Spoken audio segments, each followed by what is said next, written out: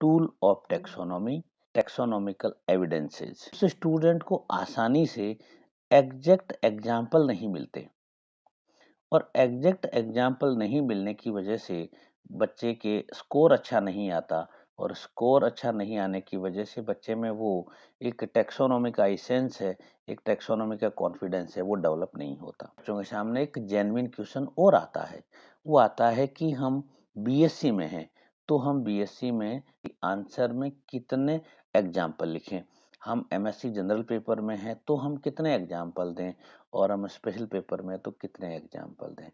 चाहे आप BSc pass course में हैं या बीएससी ऑनर्स में, 5 एग्जाम्पल बीएससी लेवल पे सफिशिएंट रहते हैं। और अगर आप पीजी में हैं यानी कि जनरल पेपर में तो आपको 10 एग्जाम्पल साइट करने हैं। स्पेशल पेपर में है तो आपके पास एटलीस्ट 15 एग्जाम्पल होने चाहिए। स्पेशल पेपर का मतलब है कि आप उसके एक्सपर्ट हैं।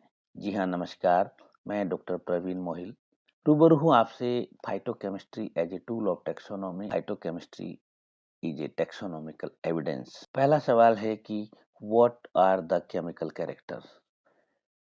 यहाँ पे दो तरह से इसको हेल्प में ले सकते हैं आप। एक तो कि जब आप एग्जाम की प्रिपरेशन कर रहे हैं, स्टडी कर रहे हैं, तब आप अपने आप से ये सवाल करिएगा और इस सवाल से आप गूगल सर्च भी कर सकते हैं या जो भी एडवांस सर्च है वो आप कर सकते हैं, तो आपको एक बहुत अच्छा कंसेप्ट आपको मिल जाएगा और आपकी हेल्प मिलेगी। दूसरा सवाल है कि why phytochemistry is important tool of taxonomy. कुछ कॉम्पिटिटिव एग्जाम्स हैं, जैसे नेट का एग्जाम है, सेट का एग्जाम है, वहां पर इस क्वेश्चन के बेस्ड क्वेश्चन पुट अप होते हैं। केमिकल कैरेक्टर्स क्या हैं, why phytochemistry is important tool of taxonomy. यहाँ पे मैं इन दोनों सवालों की बात नहीं कर रहा, यहाँ पे मैं जो बच्चे की जो बड़ी प्रॉब्लम है कि बच्चे के पास एग्जाम्पल नहीं मिल पाते हैं, उस पे मैं फोकस कर रहा हूँ। डायरेक्टली विजिबल केमिकल कैरेक्टर्स होते हैं और एक डायरेक्टली विजिबल नहीं होते। डायरेक्टली विजिबल का मतलब है कि लेमैन को ये पता होता है। यहाँ पे एक एग्जाम्पल देखें, हम सबसे पहला एग्जाम्पल हम ले रहे हैं। पहला एग्जाम्पल है स्टार्च ग्रेन का। स्टार्च ग्रेन का एक्सपेरिमेंट आपने स्कूल में ही कर लिया था, वही एक्सपेरिमेंट है, थोड़ा सा समझिएगा। ये देखिए, ईयर आपको मालूम चल रहा है कि 1913 का एक्सपेरिमेंट है और स्टार्च ग्रेन इन 350 स्पीसीज के अंदर स्टार्च ग्रेन का एग्जामिनेशन किया गया और पता चला कि ये बहुत इम्पोर्टेंट कैरेक्टर है, यानी कि इसको कीमोटेक्सोनोमिक इंफॉर्मेशन ये उपलब्ध कराता है। और उसके बाद 62 के अंदर ये पता चला कि हमारी जो पोएसी फैमिली है, ग्रास फैमिली है, उसको फर्दर क्लासिफाई करने में इसको यूज किया गया। फर्दर क्लासिफाई मतलब इसकी जो ट्राइब्स में इसको क्लासिफाई करने के यूज में लिया गया। Tribe Hordeae, the typical member such as Hordeum, Hordeum vulgare आप जानते हैं। Hordeum have compound starch grain while other genera Lolium, Nardus and Papapolis have simple starch grain। यानी कि देखिए कि जो ट्राइब होर्डी है उसको किस तरह से आइडेंटिफाई किया गया है स्टार्च ग्रेन के बेसिस पे। और पोएसी बहुत बड़ी फैमिली है, तो अब देखिए कि इतनी बड़ी फैमिली में स्टार्च ग्रेन का यूज किया जा रहा है। नेक्स्ट एग्जांपल हम ले रहे हैं रेफाइड्स का। रेफाइड्स क्या होते हैं ये आपको मालूम है। Raphides are the crystal of calcium oxalate which are present in large cells in different plant tissue। यानी कि एरेसी के अंदर इस रेफाइड्स को यूज किया गया as a tool. The presence और absence of raphides is a key character in natural classification of family Rubiaceae. यानी कि रूबिएसी में भी इसको यूज किया गया। Among with some other one, all those rubiaceae member that possess raphides are placed in tribe Rubioidae। यानी कि जो रूबिएसी के अंदर और एरेसी के अंदर इस रेफाइड्स को यूज किया गया। ये जो साइटिमिनी ऑर्डर में ये काम आया। The raphides are present in the families Heliconiaceae, Musaceae, Strelitziaceae and Lowiaceae. और further classification within these families based on their taxonomic feature. On the other hand, within other within order Cytemni in the families Costaceae, Merentaceae, Gingibraceae and Canaceae the raphides are absent, यानी कि raphides के base पे हमने किस प्रकार से order को divide किया। यहाँ पे ये एग्जाम्पल लिखने का मतलब ये है कि स्पेशल पेपर वाले बच्चे जब एग्जाम्पल लिखते हैं अबोव फैमिली, बिलो फैमिली, तो वहाँ पे ये आपके काम आएंगे। ड्रूसेस, ये जो ड्रूसेस है ये भी एक प्रकार का क्रिस्टल है जो कैल्शियम ऑक्जेलेट का बनता है। द ड्रूसेस इज एन एग्रीगेट और conglomerate of the large number of crystal. They are characteristic of family Caricaceae, Apocynaceae, यानी कि इन फैमिली में ये जो क्रिस्टल है ये बड़ा इंपॉर्टेंट रोल प्ले करता है। सिस्टोलिथ, सिस्टोलिथ तो आपने बीएससी में पढ़ा है, वही सिस्टोलिथ है और स्कूल में भी पढ़ा है अगर आप बीएससी में है तो। The cystolith are the crystal made up of calcium carbonate and are usually very common in leaves of various species of Ficus. Ficus की स्पीशीज में ये खास फीचर मिलता है। Presence of crystal of gypsum, a soft mineral made of calcium sulphate, is characteristic of family Tamaricaceae, यानी कि ये एक क्रिस्टल है जो टैमेरिकेसी का खास कैरेक्टर है। प्राइमरी मेटाबोलाइट्स क्या होते हैं ये आपको मालूम है, यहाँ हम इसमें बात नहीं करेंगे। अगर प्राइमरी मेटाबोलाइट्स का देखिए सिग्निफिकेंस क्या है। These substances are of universal occurrence and lack variation, यानी कि इनमें वेरिएशन नहीं होते हैं। फिर भी देखिए ये किस प्रकार से काम आ रहे हैं। In some cases quantitative difference of these metabolites are taxonomically significant. Aconitum, aconitic acid, यानी कि एकोनिटिक एसिड मिलता है एकोनिटम में, सिट्रिक एसिड मिलता है सिट्रस में और ऑक्जेलिक एसिड मिलता है ऑक्जेलिस के अंदर। The sugar pseudoheptulose stored in the large quantities as a reserve food in genus Sedum. Thus, member of this genus can be easily identified by presence of primary metabolites. यहाँ पे एक सीडम का example है। यहाँ से हमारे वो कैरेक्टर शुरू हो गए जो डायरेक्टली विजिबल नहीं है, ठीक है, जिसके हमने प्राइमरी मेटाबोलाइट की हमने बात की। अब हम सेकेंडरी मेटाबोलाइट की हम बात कर रहे हैं। सेकेंडरी मेटाबोलाइट क्या होते हैं आप बिल्कुल अच्छे से जानते हैं और इसका यूज हम देखेंगे कितने प्रकार के होते हैं। बहुत सारे प्रकार हैं, मैंने कुछ ही प्रकार यहाँ पे रखे हैं। फ्लेवोनोइड्स, ठीक है, फ्लेवोनोइड्स में आप देखें बड़ा अच्छा एग्जाम्पल है, अल्मेसी में 80 स्पीसीज में मिलता है ये। Majority of the species contain flavonols but a few species have glycoflavonols and these two types of flavonoid compounds are never present together in any species। यानी कि अल्मेसी को फ्लेवोनॉइड के बेस पे आइडेंटिफाई किया गया है। Therefore, morphological criteria combined with flavonoid dichotomy can be used to divide the family Ulmaceae into two distinct families.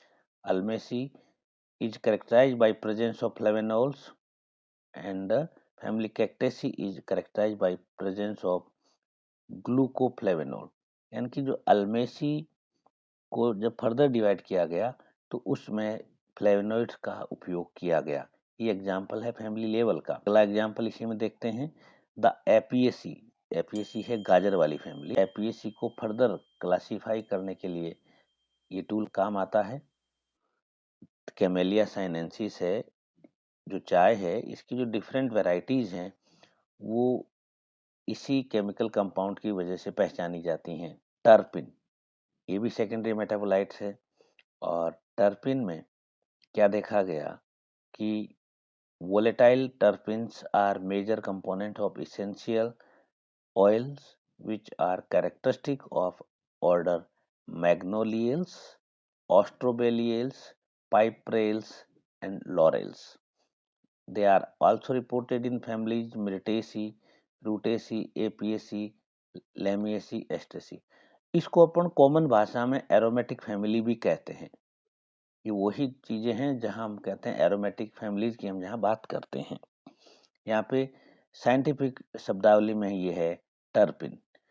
और देखिए जीनस साल्विया जो है उसमें 19 स्पीसीज हैं, could be distinctly identified and classified on the basis of their monoterpene. Similarly, triterpene and sesquiterpenes have been particularly important and useful in classification of families Cucurbitaceae and Compositae। यानी कि इसको simple समझें कि Salvia की जो different species हैं उसको इस बेस पे आइडेंटिफाई किया गया, प्लस कुकुरबिटेसी और कंपोजिटी को भी इस बेस पे आइडेंटिफाई किया जाता है। अब हम आ गए एल्केलॉइड्स। अधिकांश बच्चे एल्केलॉइड लिख के और छोड़ देते हैं। इससे पहले हमने 2 एग्जाम्पल लिए। इसमें एग्जाम्पल और भी ऐड हो सकते हैं क्योंकि सेकेंडरी मेटाबोलाइट्स बहुत सारे होते हैं। तो एल्केलॉइड्स में हम एग्जाम्पल ले रहे हैं पहले फैमिली एंड जेनेरा का। The presence of these alkaloids in the plant sample can be indicative of membership within this family। ये बहुत इंपॉर्टेंट है, ध्यान रखिएगा। मेंबरशिप विद इन यानी कि एक फैमिली के जो मेंबर्स हैं उनमें वो केमिकल कंपाउंड होना जरूरी है। और इसका एग्जांपल आ रहा है बोरेजिनेसी फैमिली में। एल्केलॉइड्स हैं are characteristic of the Fabaceae. Fabaceae ये हमारी लेग्यूम वाली। Aiding in the identification of leguminous plant, यानी कि लेग्यूमिनस प्लांट्स को भी एल्केलॉइड के बेस पे आइडेंटिफाई किया जाता है। प्लस सेकंड एग्जांपल हम ले रहे हैं सोलेनेसी का। सोलेनेसी तो वेल नोन है इस चीज के लिए। विद इन दिस फैमिली यानी कि सोलेनेसी के जितने भी मेंबर हैं, various genera like Atropa, Hyoscyamus, Datura can be differentiated based on their specific alkaloid content. Species within a genus देखते हैं। पेपावर, पोपी अफीम वाला है।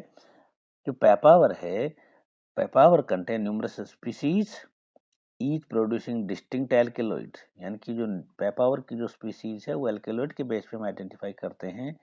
जैसे Papaver somniferum produce morphine and codeine, and Papaver rhoeas corn poppy produce rhoeadine. और फिर cinchona जो कुनेन वाला है, ये भी इसी बेस पे आइडेंटिफाई किया गया। सिनकोना की जो डिफरेंट स्पीसीज है वो भी इसी एल्केलॉइड के बेसिस पे आइडेंटिफाई की गई है। वैराइटल डिफरेंस पे यानी कि वैरायटी लेवल पे हम किस तरह से करेंगे। निकोटिन ये हमें मालूम है निकोटियाना में मिलता है। Varieties within this genus, Nicotiana tabacum common tobacco and Nicotiana rustica Aztec tobacco can be distinguished based on their specific alkaloid content, यानी कि इनकी दोनों स्पीसीज को एल्केलॉइड कंटेंट के बेस पे आइडेंटिफाई किया गया है। अगला वर्ड देखिए, different chemotypes of species may exist in distinct region. For example alkaloid profile of certain Erythroxylum coca plant cocaine producing shrub may vary depending on whether they are cultivated in Andes or other region, यानी कि locality का जो factor है वो भी यहाँ पे काम आता है। बीटालिन्स एंड एंथोसाइनिन में इसमें एग्जांपल आते हैं ऑर्डर कैरियोफिलेल्स का। और कैरियोफिलेल्स में क्या कहा गया कि betalains are nitrogenous red and yellow pigment are restricted to the order Caryophyllales. Caryophyllales में मिलता है ये, except the family Caryophyllaceae and Molluginaceae, यानी कि इन दो फैमिली को छोड़ के बाकी पूरे ऑर्डर में ये कैरेक्टर मिलेगा। बिटेलिन्स वैराइटीज ऑफ बीट, यानी कि जो बीटा वल्गेरिस आप जानते हैं, बीटा वल्गेरिस के अंदर इसकी जो वैराइटीज को इसी बेस पे आइडेंटिफाई किया गया है, यानी कि बिटेलिन कंटेंट के आधार पे। बीटा जेंथिन वेरिएशन, तो जो एमेरेंथेसी की जो फैमिलीज हैं उसको इस बेस पे आइडेंटिफाई किया गया है। एंथोसाइनिन, एंथोसाइनिन डिस्ट्रीब्यूशन का पैटर्न के बेस पे आइडेंटिफाई करते हैं। देखिए different cultivar of Brassica ओलेरेशिया, Brassica oleracea यानी कि गोभी सच एज रेड कैबेज लाल गोभी, ग्रीन कैबेज हरी गोभी, केले exhibit variation in anthocyanin distribution, यानी कि जो गोभी की जो वैरायटी है यानी कि इसके जो कल्टीवार हैं वो इस एंथोसाइनिन को रिफ्लेक्ट करते हैं कि वो किस में कितना है, किस में ज्यादा है, किस में कम है।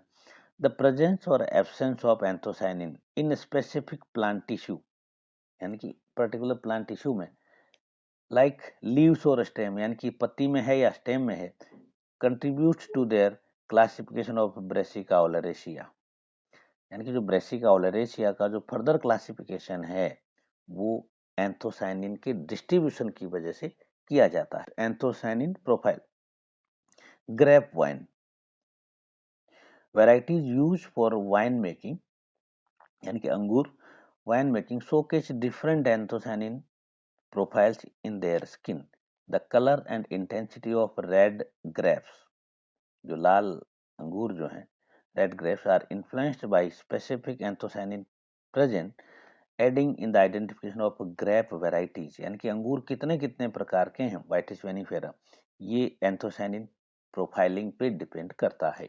Flower colour variation, many ornamental plants such as rose and petunia, गुलाब और पिटूनिया जो है, डिस्प्ले डिफरेंट फ्लावर कलर्स.